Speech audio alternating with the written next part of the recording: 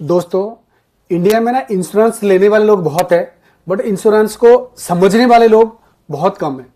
सोचो, अगर आप हर साल प्रीमियम भर रहे हैं, जब इंश्योरेंस क्लेम लेने की बारी आती है तो पता चलता है वो इंश्योरेंस कोई काम का ही नहीं है। ऐसे बहुत सारी गलतियां लोग करते हैं और बाद में वो बहुत पछताते हैं। आज मैं आपको बताऊंगा ऐसे 7 जो मेजर गलतियां हैं जो लोग करते हैं, बाद में लाखों में उनका नुकसान हो जाता है। दोस्तों, लास्ट तक वीडियो देखिए, जो लास्ट वाली गलतियां हैं वो सबसे महंगी पड़ती है। आइए शुरू करते हैं। दोस्तों, गलती नंबर 1, इंश्योरेंस को इन्वेस्टमेंट समझना। हम लोग क्या करते हैं, इंश्योरेंस को हम इन्वेस्टमेंट समझ बैठते हैं। ज्यादातर यही होता है, ये कॉमन गलती है हर एक में। मैंने देखा है इंश्योरेंस को हम लोग इन्वेस्टमेंट समझ लेते हैं। उसके बाद क्या आता है, एजेंट आता है, कहता है आपकी पैसा भी सेफ है, रिटर्न भी मिलेगा और इंश्योरेंस भी हो जाएगा। 3 बेनिफिट है। पता चलता है ना प्रॉपर इंश्योरेंस हो पा रहा है, ना प्रॉपर इन्वेस्टमेंट हो पा रहा है, ना पैसा भी बन पा रहा है, कुछ भी नहीं हो पा रहा। मैं शॉर्टकट में कहूं, insurance is equal to protection, investment is equal to wealth creation. आप अगर इन्वेस्टमेंट कर रहे हो तो आपकी वेल्थ क्रिएट होएगा, इंश्योरेंस आपको प्रोटेक्शन देगा। दोनों को अगर मिक्स करोगे, दोनों ही नहीं हो पाएगा। मैं कुछ एग्जांपल दे रहा हूं, जैसे कि एंडोमेट प्लान, मनी बैक प्लान, इस तरह के जो प्लान चलते हैं, ये 20-20 साल तक चलता है। पता चला एफडी से भी कम रिटर्न आपको मिल रहा है। आप कैलकुलेट करके देखना, एफडी से ही कम आपको रिटर्न मिलेंगे और इन्फ्लेशन के बाद वो लॉस में आप आ जाओगे। मैंने एक पीछे किसी दोस्त का मैंने कैलकुलेट करके देखा, मैंने वो 20 साल 21 साल तक भरता रहा, उसके बाद पता चला उसको 6% उसको मिला है। अब एफडी में 20 साल तक तो उससे ज्यादा पैसा मिलता। तो इस तरह की हम लोग ना फंस जाते हैं चीजों में। हमें बिल्कुल इन चीजों से दूर रहना चाहिए। दोस्तों, गलती नंबर 2, टर्म इंश्योरेंस ना लेना। लोग हमेशा अक्सर मैंने देखा है क्या समझते हैं, ये टर्म इंश्योरेंस तो इसमें कुछ मिलता नहीं है। सोचते तो है मेरे जाने के बाद क्या होगा, बट फिर वो टर्म इंश्योरेंस लेते नहीं है। दोस्तों, अगर आप 1 करोड़ के टर्म इंश्योरेंस लेने जाओगे, 10 से 15 हजार में आपको इजीली मिल जाएगा। और ये सबसे पावरफुल इंश्योरेंस जिसे कहते हैं ना, वो ये है। आपको फैमिली पूरा सिक्योर है, कोई टेंशन नहीं है, माइंड बिल्कुल पीस हो जाएगा। दोस्तों, गलती नंबर 3 ये है कि कम सम इंश्योर्ड लेना। लोग कहते हैं 10 साल का मैंने 10 लाख का इंश्योरेंस ले लिया। अरे आज की जमाने में 10 लाख कोई काफी है क्या? एक थंब रूल याद रखो, अगर आपकी सैलरी 8 लाख है तो आपको 80 लाख से 1 करोड़ तक आपको टर्म इंश्योरेंस लेना है। उससे कम लोगे तो वो फेक सिक्योरिटी माना जाएगा। तो इसलिए आप सही अमाउंट का इंश्योरेंस लेना जरूरी है। दोस्तों, इंश्योरेंस में गलती नंबर 4 है, हेल्थ इंश्योरेंस को सिर्फ ऑफिस पे छोड़ देना। दोस्तों, लोग क्या करते हैं, बोलते हैं यार ऑफिस तो इंश्योरेंस करा रखा है, अब मेरे को करने की जरूरत क्या है। फिर आप ये सोचने वाली बात है, जैसे ही आपकी जॉब गई, इंश्योरेंस गया, सब खत्म। इतने भी जो चेन बनी आ रही थी 5 साल 7 साल 10 साल बाद, वो सब खत्म हो जाएगा। इसलिए आपको अलग से, ऑफिस के अलावा अलग से आपको लेना जरूरी है।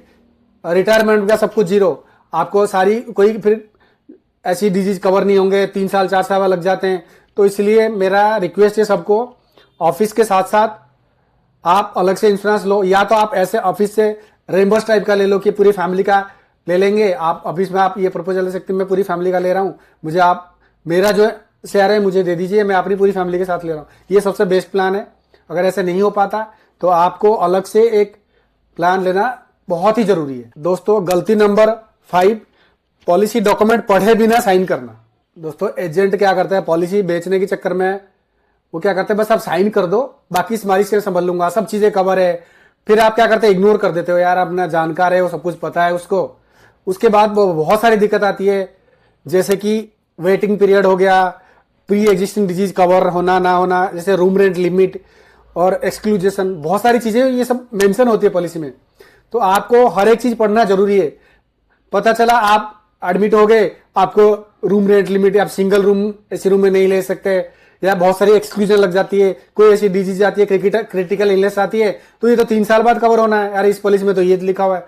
तो आप उस टाइम में फंस जाते हैं। फिर आप कोई जानकारी से ले रहे हो तो उसको कुछ बोल नहीं पाते, इधर आपका इंश्योरेंस मिलता नहीं है।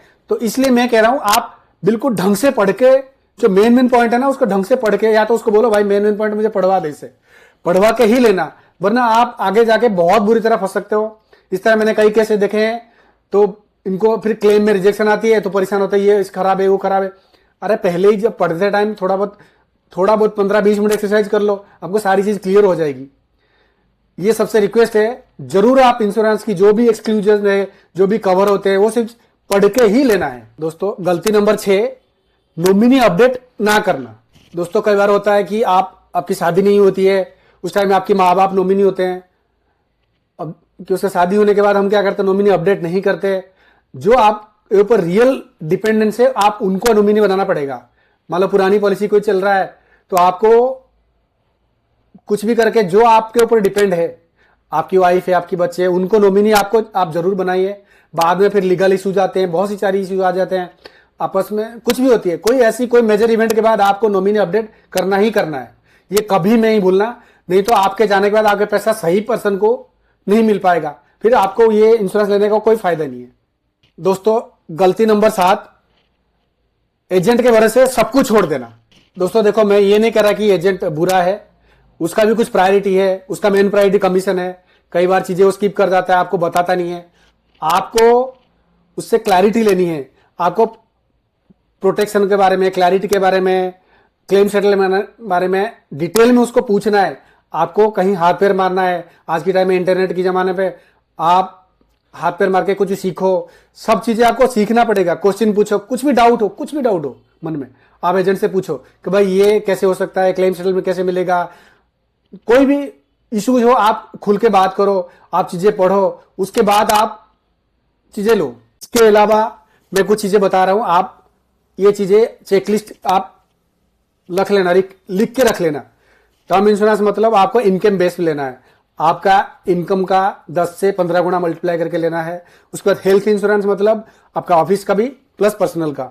उसके बाद नो इन्वेस्टमेंट इंश्योरेंस कभी लिंक नहीं करना, ये गांठ बांध लेना। उसके बाद क्लियर नॉमिनी, और एक आती है डॉक्यूमेंटेशन प्रॉपर तरीके से रखना, अब उसको स्टोर करके रखना है। बहुत बार होता है हम भूल जाते हैं, ले लिया पॉलिसी, कुछ भी ले लिया हम भूल जाते हैं, बाद में ढूंढते मिलता नहीं है। इसको प्रॉपर तरीके से या तो स्कैन करके अपने सिस्टम में रख लो, या प्रॉपर एक फाइल बना के अपने पास रख लो, या अगर आपने टर्म इंश्योरेंस लिया अपनी फैमिली मेंबर को, जो भी आपके डिपेंडेंस है, उनके नॉलेज में होना चाहिए ये चीजें कि ये मैंने ये इंश्योरेंस ले रखा है। सारी चीजें आपकी इन्वेस्टमेंट इंश्योरेंस प्रॉपर तरीके से उनको समझाना चाहिए कि ये मैंने चीज लिए हुए है, एक प्रॉपर फाइल बना के रखना चाहिए ताकि बाद में कोई दिक्कत ना हो। देखो मूल मंत्र ये है, इंश्योरेंस पैसे बनाता नहीं है, पैसे बचाता है। आपको इंश्योरेंस सिर्फ पैसे बचाने के लिए ही लेना है, और ये गलतियां अगर आप अवॉइड कर लेते हो, आगे फ्यूचर में आपकी फैमिली बिल्कुल सेफ रहेगी, सारी चीजें इन ऑर्डर में रहेगा, तो कोई दिक्कत नहीं आएगी। दोस्तों वीडियो अगर इन्फॉर्मेटिव लगे तो लाइक जरूर कर देना, और आप कमेंट में जरूर मेंशन करना कौन सी गलती आपके हिसाब से सबसे बड़ी गलती है। आज के लिए इतना ही। आप देख रहे हैं विजय बी टॉक्स, मेरा नाम है विजय बेहरा। आप अपना ख्याल रखिए। जय हिंद, जय जगन्नाथ।